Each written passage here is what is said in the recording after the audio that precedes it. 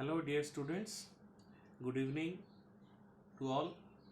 As you have seen, already I have uploaded the first chapter of class 12 in my YouTube channel. Now, here I am with the second chapter, which is a poem written by Kamala Das, My Mother at 66, which detailed explanation along with some word meanings and other things I will be taking up and sharing with you in detail. So let us first go into the brief summary of the poem. My Mother at 66, as you have read the poem, the photograph in class 11, both the poems, the photograph and My Mother at 66 are quite similar in their theme. They are similar because they both talk about the mother, and we know that the position that a mother has in our society, in our family, and a mother is irreplaceable in all forms. As it is said that a mother can play any role, a role of a friend, a role of a father, a role of a brother or sister, but no one can play the role of a mother. And it is the essential truth of human life. Here also, the the poet is very deeply attached to the mother, and the poet is very afraid that as the mother is getting old, maybe he will be losing she will be losing her mother soon, and it is the fear of the poet that of losing the mother soon that acts as a greatest fear of the poet. So she has returned from a place, and she is spending some time with her mother, and before going back to the airport, her mother was also there accompanying her to drop her at the airport.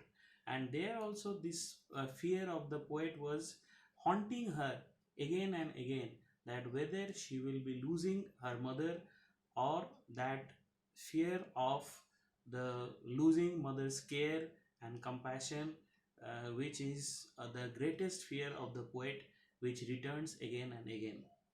So, dear students, we will be going through the poem now.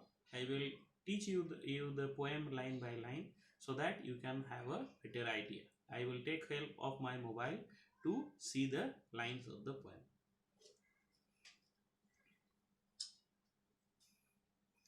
When you will be reading, just follow the text and the explanations as I am telling you.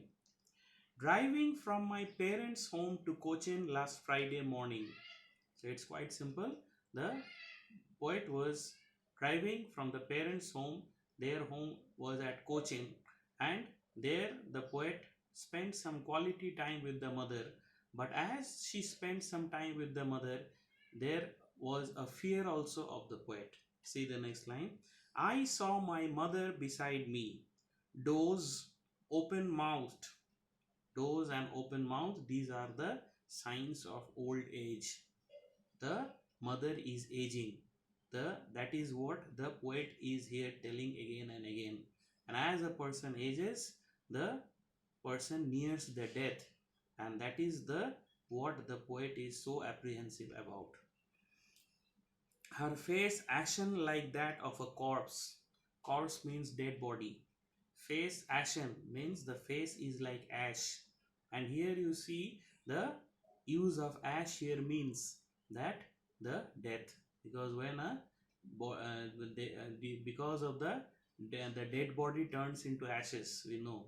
So the ashen word is here identifying the death, like that of a corpse. Corpse is a dead body, so mother has no energy and anything left. So it's almost like she is nearing, she is waiting for the death, and realized with pain that she was as old as she looked. And the poet realized that the mother was getting older day by day, and as a person gets old and nears the time of death, the fear of the relative, the fear of the near and dear ones, it increases. And this is exactly what happens to the mother, to the poet, because the poet was very close to the mother. She does not want to lose her mother at any cost. That she was as old as she looked, but soon put away that thought away and looked. She put that thought away. Now, why she put that thought away? Because this thought haunted her so much that she does not want to think about it. Whenever there's something, some bad thought comes in our mind, we tend to put that thought away because it is so much fearful that we cannot even think about it. So she put that thought away. And let me remind you, now they were on their way to the airport. The poet was going away and the mother was just going there to wave goodbye, you can say, and looked at the young tree sprinting.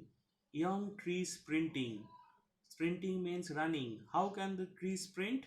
When you move in a fast moving vehicle, you will, when you will find outside, you will see that it seems to us that the trees are also moving.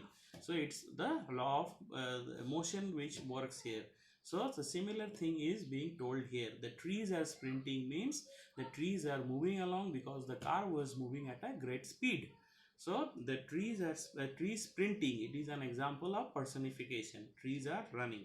Trees sprinting. The merry children spilling out of their homes. Spilling here means coming. Coming out of the home. So the poet just looked outside and saw that the young trees are there. The children, they are playing outside. And let me tell you, this is being contrasted with the old age of the mother. See how the contrast is being done here. The trees which are young, the children which are young, they are being contrasted with the old aged mother. Okay, so this is a contrast. But after the merry children spilling out of their homes, but after the airport security check, so now she is at the airport, the security check is over, the mother cannot go beyond that, so the mother just stands and waves goodbye while the poet is going away. Standing a few yards away, I looked at her wan, pale as a late winter's moon. For the last time, again with that fear in the mind, the poet once again looked back at the mother. Okay, and the see the words that are being used: wan and pale. Wan, fading, something that is fading, and pale, it has the face is now pale. Waning, paling as a late winter's moon. Winter moon. So late winter's moon means just as at the late night the moon fades and the sun comes out.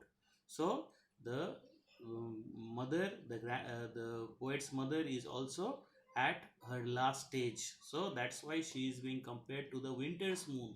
Just as the moon will fade very soon because it's late night, similarly maybe the mother's life will end very soon. So it is an example of metaphor here. And I felt that old familiar ache. Ache means pain. ACH, ache. Ache means pain.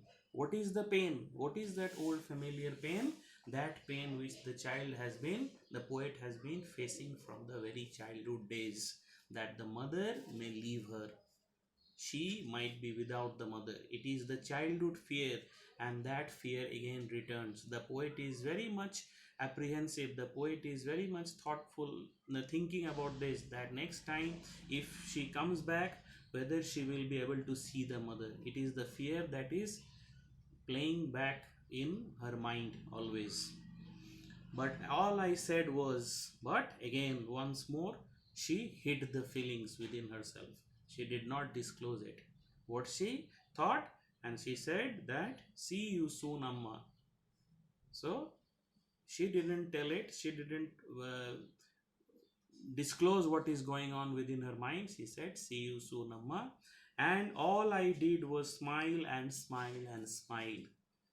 Why the word smile is being repeated? Why smile is repeated 3 times here? So it is an example of repetition. Smile and smile and smile means the poet want to emphasize on the word smile because it is not the real smile. It is the fake smile. She wants to show in front of her mother that everything is okay, everything is fine, and that is why the smile was there, but inside, in the heart of her hearts, she was having the fear that she might be losing her mother. So through this particular poem, we see the child's attachment, here the poet's attachment towards the mother. So though this is a personal experience, the theme is universal, because we all feel the kind of care and attachment towards our mother, and we feel afraid even at the thought of losing our mother. So a personal poem has gained an universal appeal here. So that is the poem all about.